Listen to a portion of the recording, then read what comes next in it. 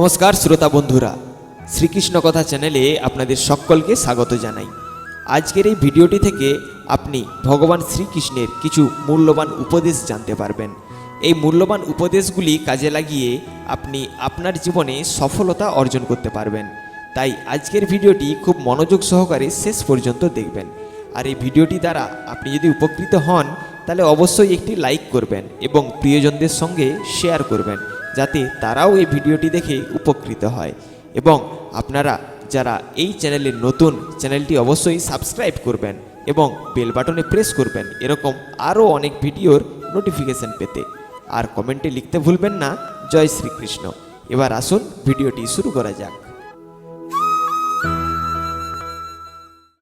যখনই আমাদের জীবনে আমাদের সম্পর্কে কোনো সমস্যা, কোনো বিপদ আসে, তখন বেশিরভাগ মানুষ সেই বিষয় নিয়ে দুঃখী হয়ে পড়েন।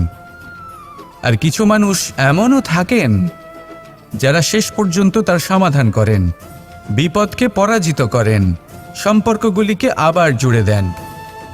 যদি আপনি সুখের খোঁজ করেন তাহলে আপনি সুখ অবশ্যই পাবেন, প্রসন্নতা অবশ্যই পাবেন। যদি আপনি দুঃখ খোঁজেন তাহলে দুঃখ অবশ্যই পাবেন। এবার আপনি কি খুঁজতে চান সেই চয়ন আপনারই। জীবনে ক্ষমা চাওয়া তাও কিছুটা সহজ, ক্ষমা করতে পারা অত্যন্ত কঠিন। ক্ষমা দুই অক্ষরের এই শব্দ হতে পারে, কিন্তু অত্যন্ত বড় এই শব্দ, অত্যন্ত গুরুত্বপূর্ণ এই শব্দ। কখনো কখনো অন্য কাউকে ক্ষমা করে দেওয়া তাও কিছুটা সহজ কাজ, কিন্তু নিজেকে ক্ষমা করতে পারা অত্যন্ত কঠিন হয়ে দাঁড়ায়। অতীতে যদি আমাদের এমন কোনো ভুল হয় যে কারণে আমরা নিজেকে ক্ষমা করতে পারি না, অনেক সময় এমন কিছু ভুল করে বসি যে বিষয় শুধু আমরাই জানি, কিন্তু আমরা নিজেকে ক্ষমাই করতে পারি না। আর আমাদের বিকাশ সেখানে স্তব্ধ হয়ে যায়।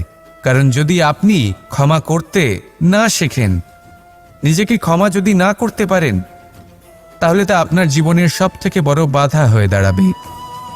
সেই জন্য জীবনে অবশ্যই শিখুন যে কিভাবে নিজেকে ক্ষমা করতে হয়, আর শিখুন যে আগের করা ভুল আবার কি করে না করা যেতে পারে।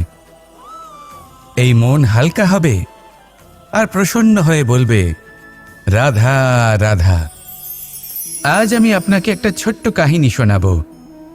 একবার আমি, রাধা আর দাদা, আমরা তিনজনে মিলে লুকিয়ে একটা উপবনে গেলাম আম পেড়ে খেতে। অনেক পরিশ্রম করে আমরা ওখানে পৌঁছলাম আর আমরা আশ্চর্যচকিত হয়ে গেলাম এটা দেখে যে এবার তো আম পাকেইনি। এবার দাদা কি করলেন, একটা আম পাড়লেন আর সেটা চাখলেন, আর উনি নিরাশ হয়ে পড়লেন। উনি বললেন যে এটা তো খুবই টক। তারপর রাধা একটা আম পাড়লো আর সেটা চেখে দেখল, আর রাধা উৎসাহিত হয়ে পড়ল। আমি রাধাকে জিজ্ঞেস করলাম, কি হয়েছে, তুমি এত উৎসাহিত কেন? তখন রাধা বলল যে এবার এত বেশি টক আম হয়েছে যে এগুলো দিয়ে আমরা আচার বানাবো। তাহলে দাদা ওখান থেকে বেরিয়ে গেলেন নিরাশ হয়ে এবং খালি হাতে। রাধাও ওখান থেকে বেরিয়ে গেল কিন্তু উৎসাহিত হয়ে, আর অনেকগুলো কাঁচা আম সাথে নিয়ে। এর থেকে আমরা কি শিক্ষা পেতে পারি? যে প্রত্যেকটা স্থানে এমন কিছু রয়েছে যেখান থেকে আমরা কিছু একটা শিক্ষা লাভ করতে পারি, যা আমাদেরকে বিকাশের পথে নিয়ে যেতে পারে। এই শিক্ষা প্রত্যেক স্থানে আছে। সবকিছু আমাদের দৃষ্টিভঙ্গির উপর নির্ভর করছে। যখনই আমাদের জীবনে আমাদের সম্পর্কে কোনো সমস্যা, কোনো বিপদ আসে, তখন বেশিরভাগ মানুষ সেই বিষয় নিয়ে দুঃখী হয়ে পড়েন। আর কিছু মানুষ এমনও থাকেন যারা শেষ পর্যন্ত তার সমাধান করেন, বিপদকে পরাজিত করেন, সম্পর্কগুলিকে আবার জুড়ে দেন। যদি আপনি সুখের খোঁজ করেন তাহলে আপনি সুখ অবশ্যই পাবেন, প্রসন্নতা অবশ্যই পাবেন। যদি আপনি দুঃখ খোঁজেন তাহলে দুঃখ অবশ্যই পাবেন। এবার আপনি কি খুঁজতে চান সেই চয়ন আপনারই। আসুন আর আমার সাথে ভালোবেসে বলুন, রাধা রাধা। মুঠো হাতের শক্তি বেশি, মুঠো খুললেই তা দুর্বল। তা এমন কি থাকা উচিত এই বন্ধ মুঠোয় যা লাখের সমান? মানসিকতা এবং স্বপ্ন। মানুষ জন্মগ্রহণ করে, তার মানসিকতা সময়ের সাথে উন্নত হয়। মানসিকতা অনুযায়ী সে স্বপ্ন দেখে, আর সেই স্বপ্ন সার্থক করতে সে পরিশ্রম করতে থাকে। কিন্তু খুব গুরুত্বপূর্ণ একটা কথা আছে যা আপনার মনে রাখা উচিত। আপনার এই মানসিকতা, আপনার এই স্বপ্ন, তা যেন আপনার নিয়ন্ত্রণে থাকে। আপনার বন্ধ মুঠোয় যেন এর লাগাম থাকে, আপনি যেন এর প্রভু হন। যদি তা হয় তবেই আপনি লাভবান হবেন।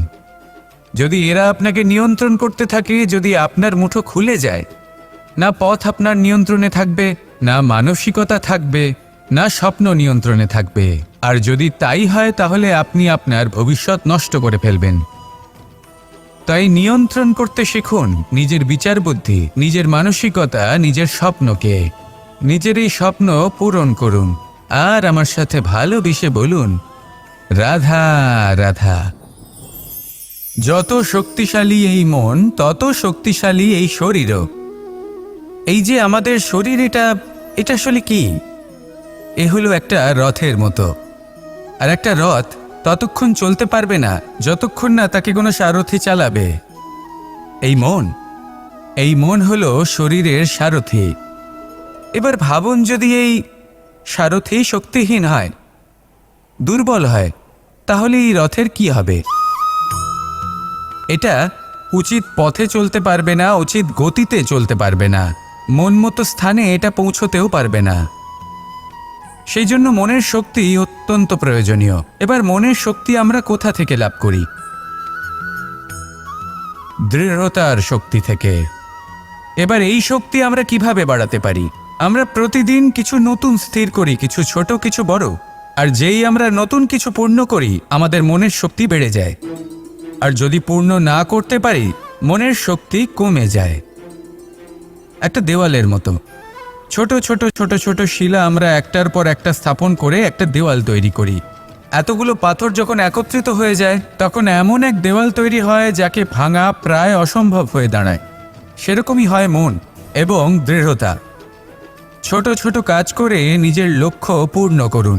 এই লক্ষ্য যদি পূর্ণ হয়, তবে মনের শক্তি বাড়বে। কিছুটা এইভাবে যে যত বড়ই বিপদ আসুক না কেন, সেই বিপদ নিজে হার মেনে নেবে, কিন্তু আপনার মন ততটাই শক্তিশালী থাকবে। তাই মনের শক্তি বাড়াতে থাকুন, যাতে আপনি উচিত পথে চলতে পারেন, উচিত গতিতে চলেন আর মনোবাঞ্ছিত স্থানে পৌঁছতে পারেন। তবেই এই মন প্রসন্ন হয়ে বলবে, রাধা। ধর্মীয় কথা, পালা কীর্তন শুনতে আমাদের চ্যানেলটি এখনই সাবস্ক্রাইব করুন।